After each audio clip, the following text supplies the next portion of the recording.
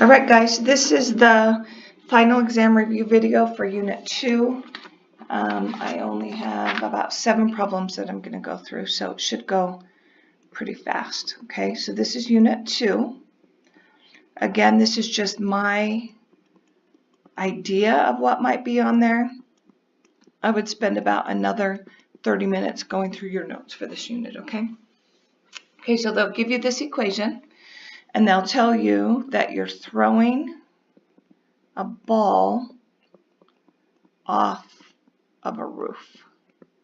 Okay, but what you have to understand is you're standing on the roof and you throw the ball up in the air, so it goes away from you and higher than where you're at. Okay, so they might tell you, the height of the roof is 200 or whatever, but just that may not be your maximum. So anyway, so X stands for the distance from the building, and the Y stands for the height.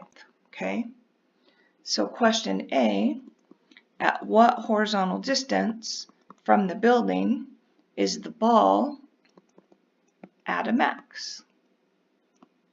Okay, well, your maximum, the X coordinate is the distance from the building, so that's what they're looking for. So it's just negative B over 2A. So that's negative 1 over 2 times negative 0.005. I know 2 negatives gives me a positive, so I'm going to forget about the signs, and I have to put parentheses around the bottom. So everybody go 1 divide parentheses, 2 times 0.005, close it, enter, and I get 100. That's the X coordinate of the maximum, which is the distance from the building. And we'll say that they tell you in the paragraph that it's feet, so it's 100 feet. Okay, and then the next question is, what is the maximum height? Well, now they're asking for the maximum Y. So you guys know you just take that 100 and you just plug it back in. That gives you the Y coordinate, and again, the Y coordinate is the height. Okay, so you can store that in if you want to.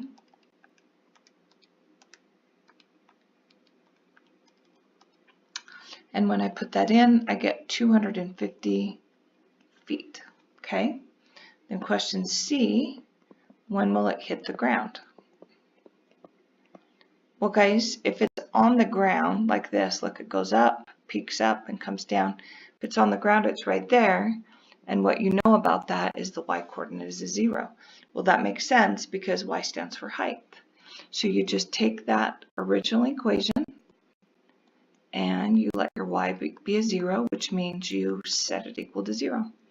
And then you use the quadratic formula. So it's X equals negative 1 plus or minus the square root of 1 squared, which is 1, minus 4 times negative 0.005 times 200 all over 2 times negative 0.005. So a couple of things. When I originally taught you guys this, I told you never write this as 1 squared. Or never write it as anything squared because you're going to mess up. The way you mess up is that if that B is a negative, you'll put it here, and then you don't put parentheses around it in the calculator. So long story short, don't ever write it as anything squared. When you put this in your calculator, you have to add parentheses around the top and bottom. Okay, so go parentheses, negative 1 plus second x squared, 1 minus 4 parentheses, negative 0.005, close it, parenthesis, 200, close it, close it, close it, divided by parenthesis, 2 times negative 0.005, close it, enter, and I get X equals negative 123.61. We're going to say round it to 2 digits past the decimal. Okay, and then I have to do the next one. So if I go up, right, right, right, hit a negative right there, hit enter, I get 323.61.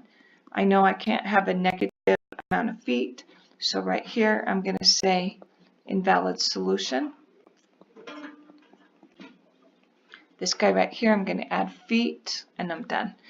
Now, this is important. A ton of these questions are checkable. Okay, so that's an X coordinate. So if we just hit store enter right there, and then if we plug it back into that equation, which I actually have mine. I've already done it. I could hit up, but anyway, I don't think you did. So go negative 0.005, membar, enter, x squared, plus membar, enter, plus 200, hit enter. I got a 0. And I walk away knowing I for sure got that right. Okay, I'm going to do one more with this. And the question is, when will the height of the ball be 230 feet? Okay, so you do the same as the last one, but instead of the height being a 0, the height is going to be 230. So you just go negative 0.005 x squared plus x plus 200 is equal to 230. So I don't do quadratic yet because it's not equal to 230. So it's negative 0.005 x to the second. Let me check something real quick.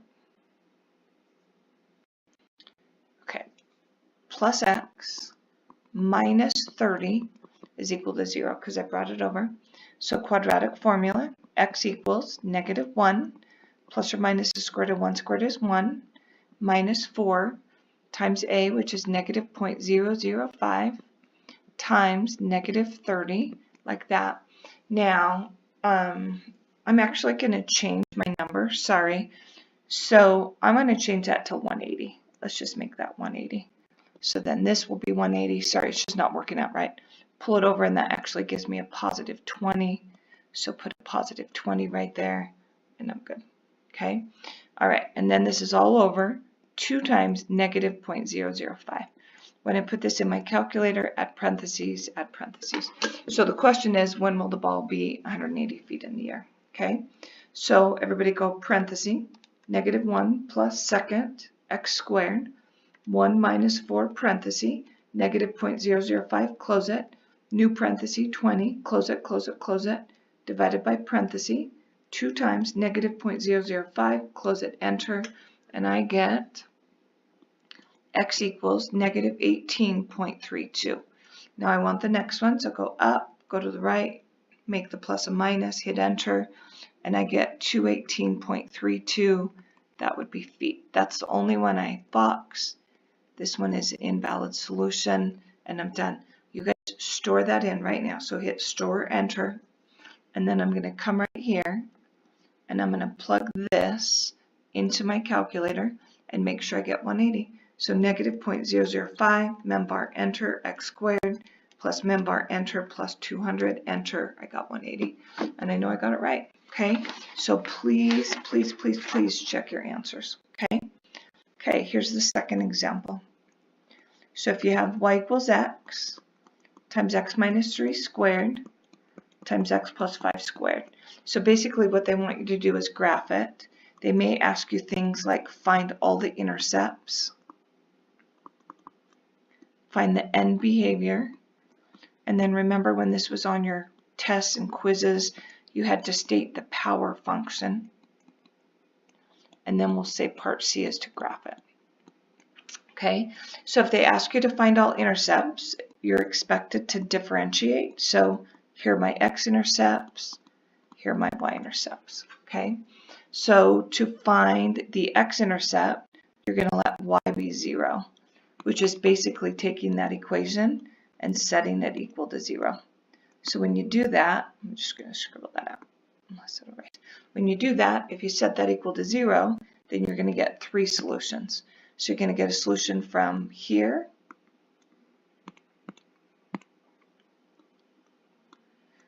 sorry, this is so frustrating.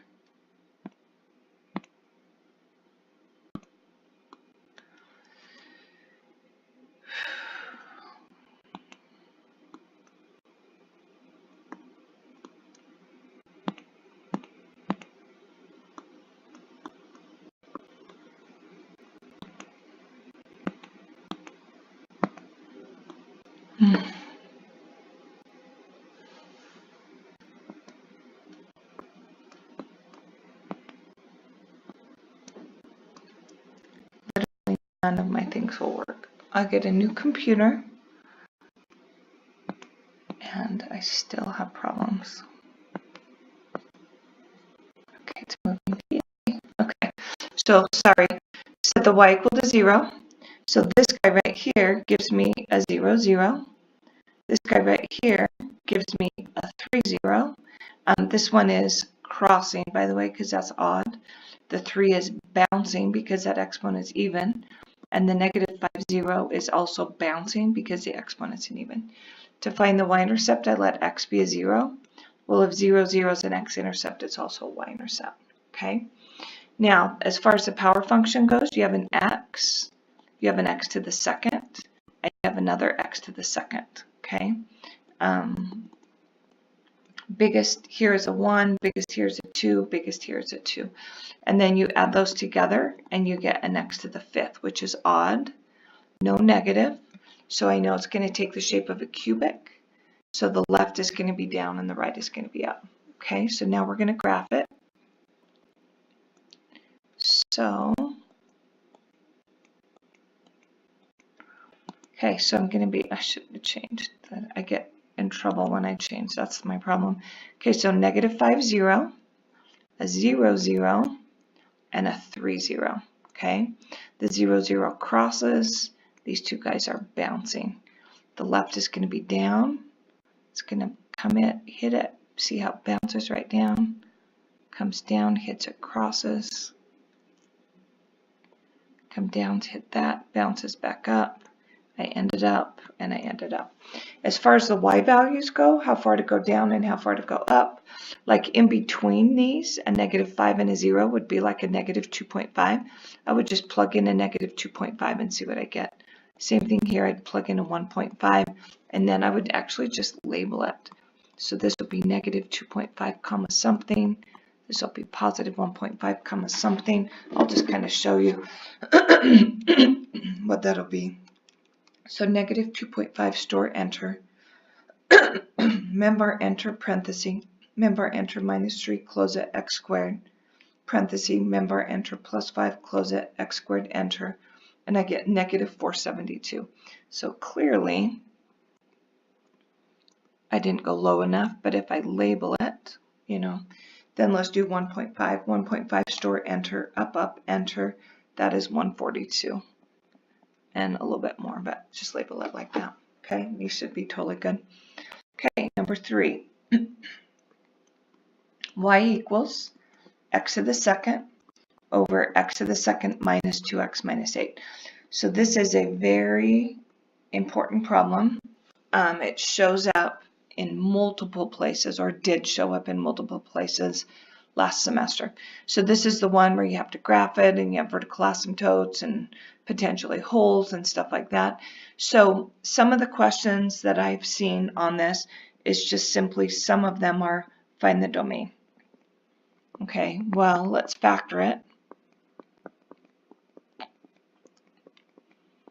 Okay, biggest is the negative, so it looks like that. So domain comes from the bottom. So x cannot be negative 2, nor can it be a positive 4. So there are problems just like that. Okay, and then you might just be told to graph. If you're told to graph, then you have to remember, I need x-intercept, I need y-intercept, I need vertical asymptote, I need non-vertical asymptote, and I need to know if it crosses. Okay, now if you're told to graph, you have to remember those things. But the same problem gives you the equation, and it says find the x-intercept, and that's all you do. So it shows up multiple times throughout the test. Okay, so guys, you just have to remember, to find an x-intercept, you let y be 0, which is the same as letting the top be 0. So if I set x squared equal to 0, I get a 0, 0, and it's going to bounce because that exponent's even. So if 0, 0 is an x-intercept, it's also going to be a y-intercept.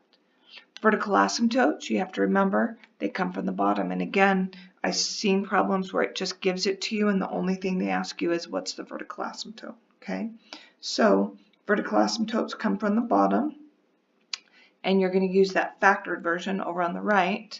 So you have a vertical asymptote at x equals negative 2, and you have another one at x equals positive 4. Now when you graph, both of those exponents are 1s. When you graph, you need to know that those are odd, so you can do it. Non-vertical asymptote is either horizontal or an oblique. The way you check if it's horizontal is you go biggest exponent over biggest exponent. That's x squared over x squared. x squared over x squared is a 1. So your non-vertical is a horizontal, and it's at y equals 1. Does it cross a non-vertical? You take the right side of the non-vertical, set it equal to the right-hand side of the reduced equation. It almost never reduces. So just the right-hand side of the original, okay? And then I'm going to cross multiply, and I get x to the second minus 2x minus 8 is equal to x to the second. This x to the second comes over and knocks that one out. Doesn't matter which way you go. I'm going to pull my 8 over. So I get negative 2x equals 8. Then divide by negative 2, and I get x equals negative 4. So does it cross? Yes, it does. Now what I'm going to do is store a negative 4 in my calculator, and I'm going to put it into that equation. Okay, so let's go negative 4, store, enter, and then go mem bar enter x squared divided by parenthesis, mem bar enter x squared minus 2 mem bar enter minus 8, close it, hit enter, and it's a 1. Okay, and last semester, just so you know, it did cross a non-vertical, and if you didn't show it crossing your non-vertical, you missed lots of points, so don't forget that part of it, okay? Okay, so you have a vertical asymptote at x equals negative 2. I'm so sorry, but I don't dare graph in color. It's going to take forever to change, so you're just going to have to kind of figure that out. Okay, so there's the vertical asymptotes. You also have a horizontal right there, and it does cross it at negative 4, positive 1, so I'm going to put a big dot right there. Okay, the other thing you know is that it hits the x-axis at 0, 0, and it bounces. Okay, so if you look at the center, you guys, there is no way my graph is up, because if it was up, it would be like this, and to get there you would have to cross that non-vertical, and the only place I can cross it is right there. So there's no way that piece of it is going to be up. For right now, I'm just going to kind of scribble it. I'm so sorry. I know it's going to be down. So it's got to be down, hit it, come back down, bounce immediately, and go to that asymptote. Okay. Now look at this asymptote right here. Okay. It is odd. So if this is down, then the other side has got to be up. And my pen's out because I tried to erase. I'm going to just talk for a second. Well, it just takes a second for it to maneuver from a pen to an eraser and vice versa.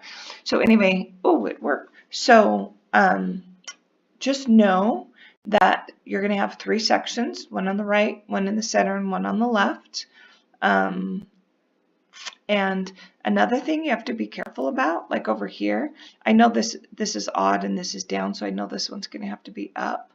Some people do crazy things like start swinging back out, or they don't get close to it, but it's got to be really close to it like that, okay? Not this business. Then you drop down, but then you still head to that thing right there. And this guy's down over here, and this asymptote's odd. So I know this part's going to have to be up like that. Okay? All right. Here's number 4. Solve this. Okay? This is a critical numbers type 1. You have to recognize that it's a critical numbers type 1, and you have to remember the steps for critical numbers type 1. Okay? The reason it's a type 1 is because you have an x squared and an inequality. You have a big exponent and an inequality. So the first step is to set it equal to 0. So it's 3x to the second plus 5x minus 2 is less than 0. And then I factor, so it goes to 3x and a plain x.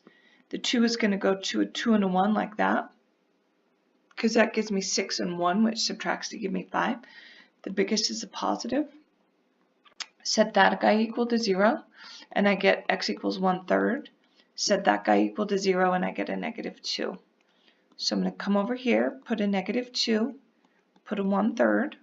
I don't have any equal signs, so those are going to be open.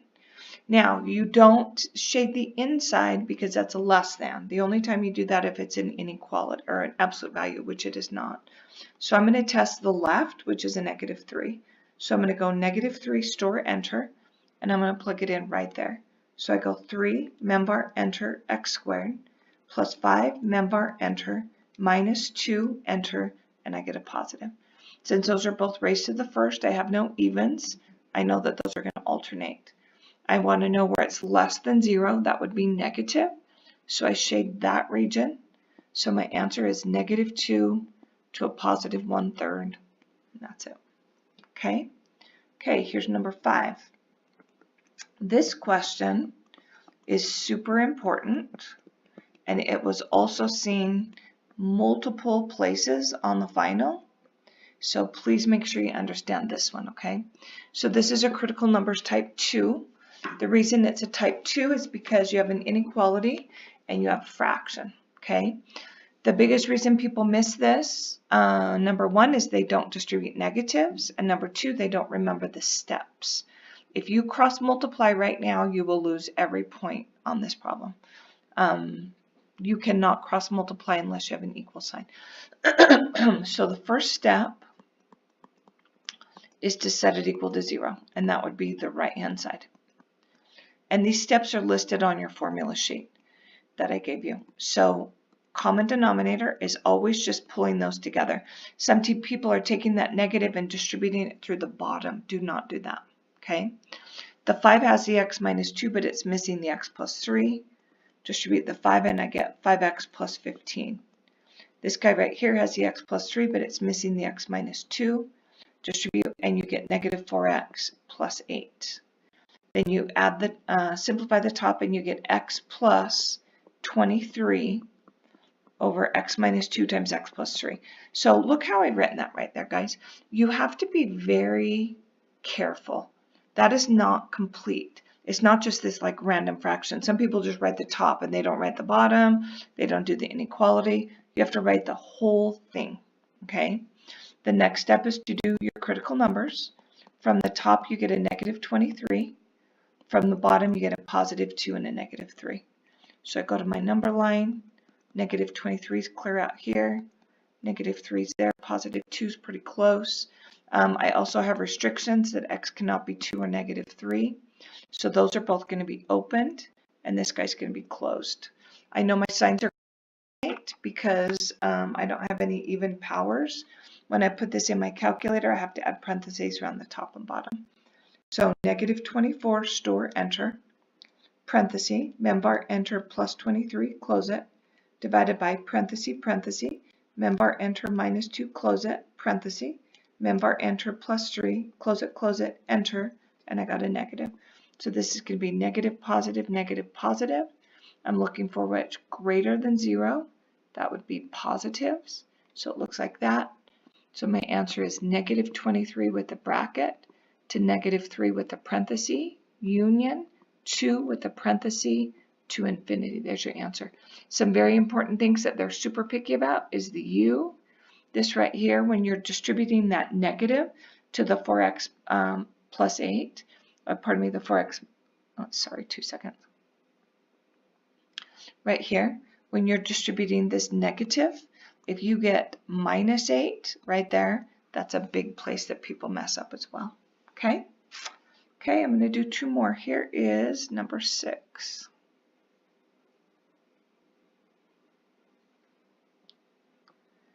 Okay. So it says find the quotient. Okay, so you're going to want to watch this one closely. So here's what they give you. And I actually put this on a test or quiz recently, and a lot of people missed it. So the x minus 4 goes on the outside. On the inside goes 2x to the second minus 3x plus 6. What do I multiply by x to get a 2x to the second? That's a 2x. Distribute, and I get 2x to the second minus 8x. First terms cancel. That gives me a 5x. Bring down the 6. What do I multiply by x to get 5x? That's a 5. Distribute 5x minus 20. Change my signs. That gives me a 26. Now, on this test, you have to read so carefully. So listen, if they say quotient, the quotient is the 2x plus 5 without the remainder. Okay, it's just 2x plus 5. If they ask you for the remainder, it is just 26. If they ask you for the result, or the answer or something like that. It's the whole thing. So you write it as 2x plus 5 plus 26 over x minus 4. Okay, so just memorize that. Make sure you understand what they're asking for and how you're supposed to write it. Okay, okay, this is the last one. So the directions right here maybe would just ask you to solve it. And then you look at that and you're like, that thing's huge. I have no idea how to factor that. So they could also begin by saying list the possible zeros. And that would be nice because then it would kind of remind you how to do it. So remember, you take the constant, which is a 6, and you think about what goes into 6. That'd be 1, 2, 3, and 6. And right here, that coefficient's a 1. What goes into 1? Just 1. So if that was like a 2, we would have to write 1 and 2. But it's not. So my possibles are just 1, 2, 3, and 6. Super important that you put plus or parentheses around it and do plus or minus. Okay. And then what you do is you start putting those in. So if we go 1 store enter, and then go membar enter, raise it to the 4th, plus membar enter, raise it to the 3rd, minus 5 membar enter x squared, minus 3 membar enter, plus 6 enter, 1 works. So I know I have one solution of x equals 1. I'm going to come down here. Coefficients of the x to the 4th is a 1, 3rd is a 1, squared's a negative 5, x to the 1st is negative 6, and then you've got a 6. Bring the 1 down. 1 times 1 is 1. 1 plus 1 is 2. 2 times 1 is 2. 2 minus 5 is a negative 3. Negative 3 times 1 is a negative 3. That gives you a negative 6. Negative 6 times 1 is a negative 6. Okay? Now, it worked out. No remainder. That's what I wanted. So remember I showed you this little trick. I don't know if I can factor yet. So that was a 4th. So this is now going to be a 3rd. But look at the 1 and 2 and look at the 3 and 6. If I took a 3 out of 1 and 6, let's say a negative 3. Negative 3 divided by 3, and negative 3 is a 1. Negative 6 divided by negative 3 is a positive 2. I can turn a negative 3 and a 6 into a 1 and a 2, which matches right there. So I know I can factor. So then I'm going to have x to the 3rd plus 2x to the 2nd minus 3x minus 6 equals 0. So I'm going to factor this. So the x to the 3rd goes to an x to the 2nd and an x to the 1st. The x to the 2nd is supposed to be a plus 2x to the 2nd. So that's going to be plus 2. The x is supposed to be a minus 3x, so that goes there. Okay, so this gives you another solution of negative 2. Now, these are your rational solutions. Okay, and then you're going to have other solutions, which is anything where you like have to do the quadratic formula, or you have imaginaries, or you have square roots and stuff like that. So this x squared minus 3 could also be 0. So x squared could be 3, square root it. I get x equals plus or minus the square root of 3. So other solutions are plus or minus the square root of 3. They used to have you separate between rationals and others. Haven't seen that for a while, but they could. This problem is completely checkable because if you store in a 1, right there you should get a 0. Plug in a negative 2, put in the square root of 3, put in the negative square root of 3. They should all give you a 0. Okay? That is Unit 2, you guys.